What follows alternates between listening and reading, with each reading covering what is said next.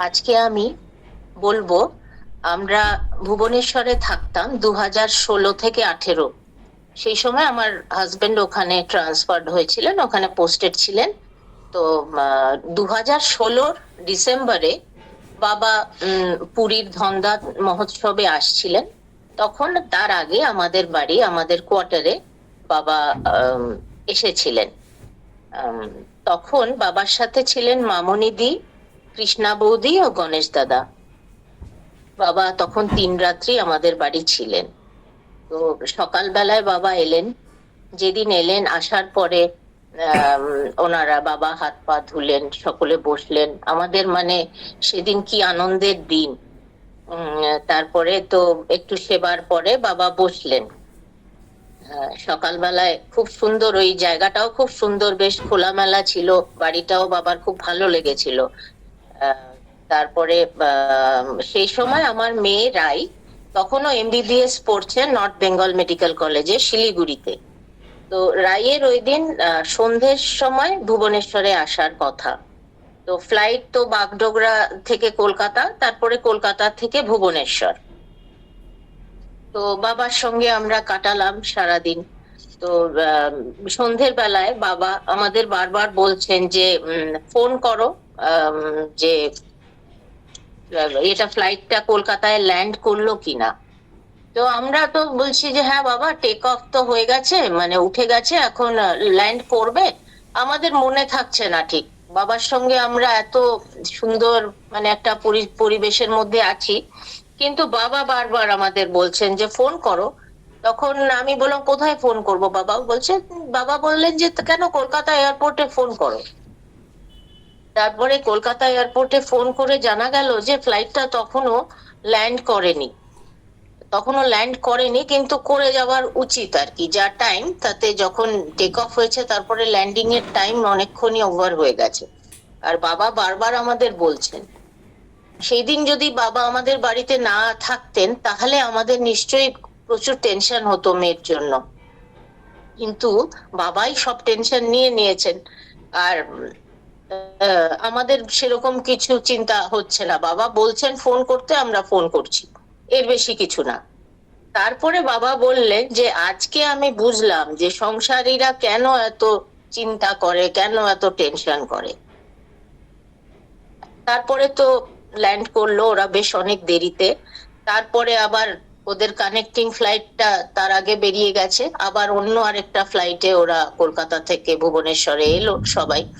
তো ওই দিন তারপরে মেয়েকে নিতে গণেশ দা আর আমার হাজবেন্ড দুজন এয়ারপোর্টে গেলেন।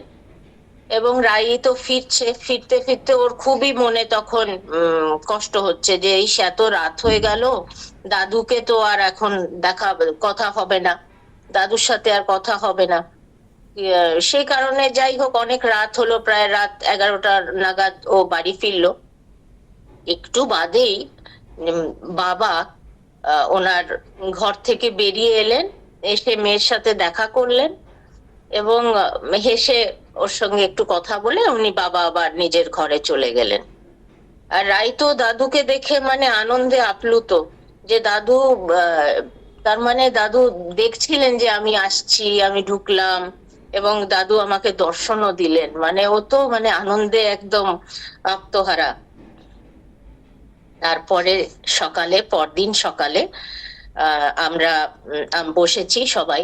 তখন বাবা বলছেন, লিঙ্গরাজ, লিঙ্গরাজ শিব ভুবনেশ্বরে, সেই লিঙ্গরাজ দর্শনের মাহাত্ম্য বললেন। বাবা বললেন যে একবার লিঙ্গরাজ দর্শন করলে 10 জন্মার্জিত পাপক্ষয় হয়।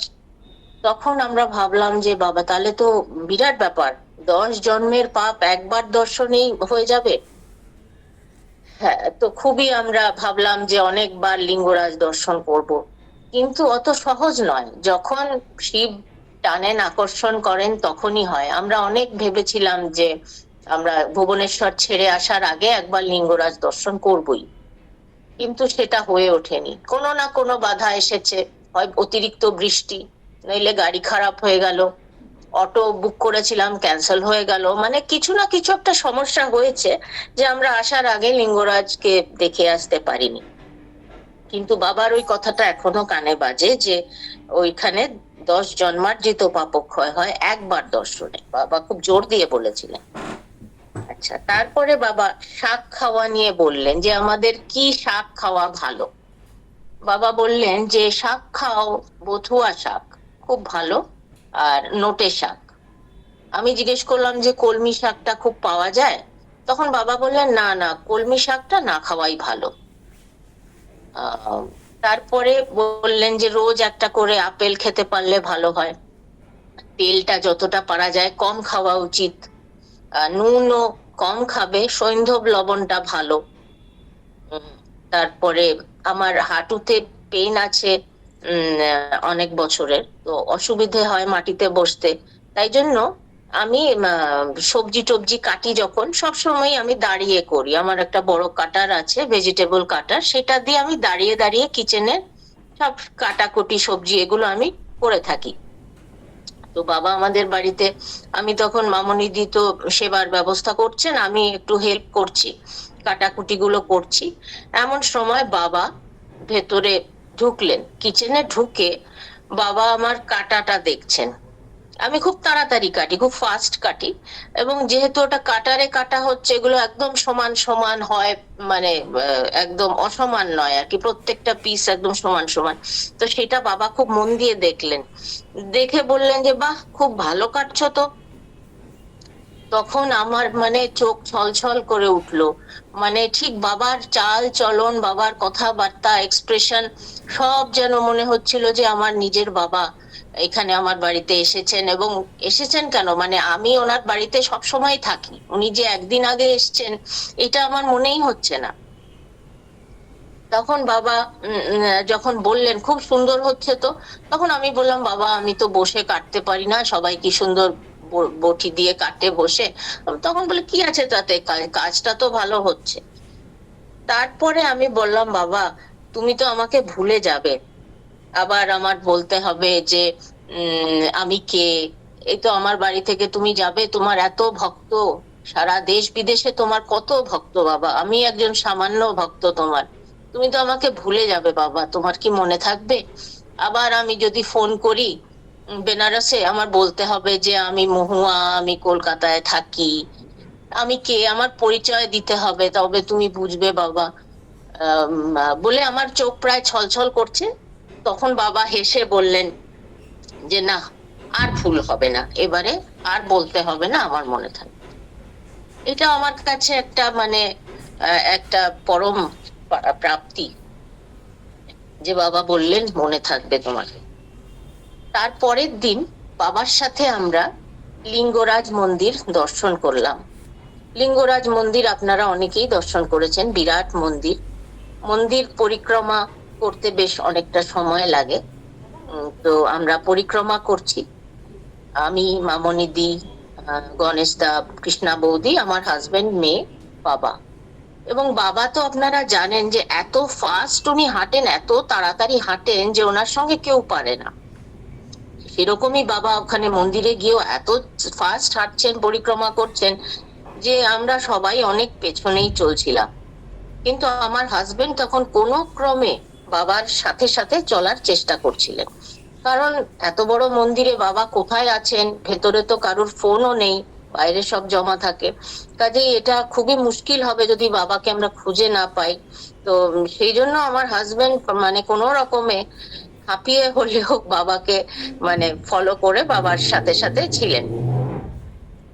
তারপরে তো আমরা দর্শন করার পরে সেদিন বাড়িতে আসার পরে আমার মেয়ে বলল যে দাদু তুমি এত তাড়াতাড়ি কেন পরিক্রমা করছিলে, তুমি এত ফাস্ট কেন করছিলে, আমরা কেউ পারছিলামই না।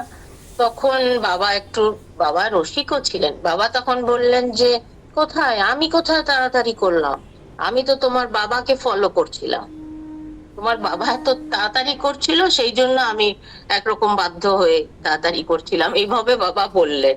সবাই খুব হাসলো, বাবা এরকম মজাও করতেন মাঝে মাঝে। তারপরে এখানে মন্দিরে, লিঙ্গরাজ মন্দিরে অনেক ভিক্ষাজীবী মানুষ বসতেন সামনে, তখন বাবা ওনাদের দান করলেন, ওনাদেরকে প্রসাদ আমরা নিয়ে গেছিলাম, সেই সেবা দেওয়া হলো। এরপর আমরা গেলাম লিঙ্গরাজের পাশে কেদার গৌরী মন্দির, মুক্তেশ্বর মন্দির, সিদ্ধেশ্বর শিব মন্দির, এগুলো দর্শন করলাম বাবার সাথে। সেগুলো বাবা প্রায় দৌড়িয়ে দৌড়িয়ে যাচ্ছেন, মন্দিরে ঢুকছেন, লিঙ্গর কে ধরে মাথা ঠেকিয়ে বাবা প্রণাম করছেন, করে উনি শিবের মন্ত্র বলছেন, আবার বেরিয়ে আসছেন। কোথাও গিয়ে বাবা যেন আটকে যাচ্ছেন না, মানে বাবার মধ্যে যে সেই অনাসক্ত ভাব, সেটা মানে সবকিছুর প্রতি, মন্দিরে গিয়ে ভালো লাগছে, দেখছেন, প্রণাম করছেন। আমাদের বললেন যে এনারা হচ্ছেন একদম সাক্ষাৎ শিব, সব বসে আছে এখানে। ভুবনেশ্বর হচ্ছে গুপ্ত কাশী, এখানে অনেক শিবলিঙ্গ আছে, বলে 1000-এর উপরে। এটা হচ্ছে গুপ্ত কাশী, এবং এনারা সব সাক্ষাৎ শিব। একবার তুমি যদি মন থেকে প্রে করো, একদম শিবের কাছে ডাইরেক্ট এগুলো প্রেয়ারটা যাবে, এটা বাবা বললেন। এবং তারপরে আমরা ওখান থেকে এটাও বাবা বললেন যে এই মন্দিরগুলো অনেক পুরনো, মানে জগন্নাথ মন্দিরেরও থেকেও অনেক পুরনো এই মন্দিরগুলো। তারপর আমরা অনন্ত বাসুদেব মন্দিরে গেলাম, গিয়ে ওখানে প্রসাদ পেলাম, দুপুরের মধ্যাহ্নকালীন প্রসাদ অনন্ত বাসুদেবে পেলাম। বাবা ওখানে গিয়েই বললেন যে এখানে প্রসাদ খুব ভালো হবে। তখন আমরা সেখানেই সেবা নিলাম। তখন বাবার একদম অন্যরকম, ঠিক বালকবৎ ব্যবহার করছেন। আমরা সবাই বসেছি, বাবার পাতে যা প্রসাদ বাবা একটু নিয়ে বাকি সব মামনিদিকে দিয়ে দিচ্ছেন, মামনিদির থালায় তুলে তুলে দিয়ে দিচ্ছেন। তারপরে আমরা ভাবছি বোধহয় বাবার অতটা তখন প্রসাদ নেওয়ার ইচ্ছা নেই, কিন্তু তারপরে আবার বলছেন যে আরো ডাল দাও, আরো সবজি দাও। তারপরে আবার দেওয়া হলো, বাবা আবার একটু মুখে দিয়ে আবার মামনিদিকে দিচ্ছেন। তারপরে যখন আবার চাইছেন যে আবার দিতে হবে সবজি ডাল, তখন মামনিদি বলছে এবারে কিন্তু তুমি খাবে, তুমি যদি না খাও তাহলে কিন্তু আমাকে আর দিও না, আমি নেব না। মানে ঠিক ছোট্ট শিশুরা যেমনি মায়ের সাথে করে, সেরকম ওই দিন বাবার কে দেখলাম। তার পরের দিনের কথা বলছি। সেদিন ব্রেকফাস্টে আমাকে বাবা বললেন যে তুমি উপমা বানাও। প্রথমে জিজ্ঞেস করলেন যে তুমি কি কি বানাতে পারো, ব্রেকফাস্টে কি কি খাও, তো আমি বললাম যা করি সেটা। তারপরে এই আইটেম গুলো শুনে বাবা বললেন আজকে তুমি তাহলে উপমা বানাও। তো আমি উপমা বানালাম সেদিন। তো সেদিন বাবা মানে আমার হাতের বানানো উপমা বাবা ব্রেকফাস্টে গ্রহণ করলেন। এই একদিনের এই একটা আইটেমই আমার ভাগ্যে ছিল বাবাকে খাওয়ানোর জন্য। এটা ছিল আমার, মানে কি বলবো, বহু সুকৃতির ফলে, বাবার কৃপায়, বাবারই দেওয়া পরম দান, পরম প্রাপ্তি ছিল সেটা আমার জন্য। তারপরে ওই দিন অনেক ভক্ত এসেছিলেন আমাদের বাড়িতে। আমরা মানে বাবারই ইচ্ছায় সব, আমার হাজবেন্ডের যত কলিগরা ছিলেন তারা এসেছিলেন, তাদের ওয়াইফদের, তাদের ফ্যামিলি নিয়ে, এবং ওইখানকার যত প্রতিবেশী ছিলেন তাদের মধ্যেও অনেকে এসেছিলেন। এবং তারা এসে বাবাকে অনেক কিছু জিজ্ঞেস করলেন। বাবা তখন তাদের প্রশ্নের উত্তর দিলেন। এবং তারাও অবাক বাবাকে দেখে। তারা প্রথমে ভাবছিলেন যে কেউ একজন সাধু বোধহয় এসছেন, যিনি বেশ উঁচু চেয়ারে বসে থাকবেন, এত বয়স্ক, আমরা গিয়ে একটু দর্শন প্রণাম করে চলে আসবো। সেটা নয়, বাবা তখন ঘোরাঘুরি করছেন। ওনারা এসে ভেবেছেন যে বাবা আমাদেরই বাড়িরই কেউ, কোনো রিলেটিভ হবেন, যে মানে বাবাকে দেখলে তারা বোঝেননি শুরুতে। তারপরে তো বাবা সবার সাথে মাটিতেই বসলেন, মাটিতে কার্পেট পাতা ছিল, বাবা ওখানেই সবার মাঝে বসলেন, বসে হাসি মুখে সকলের সাথে কথা বললেন। তারপরে সবাই প্রসাদ পেলেন।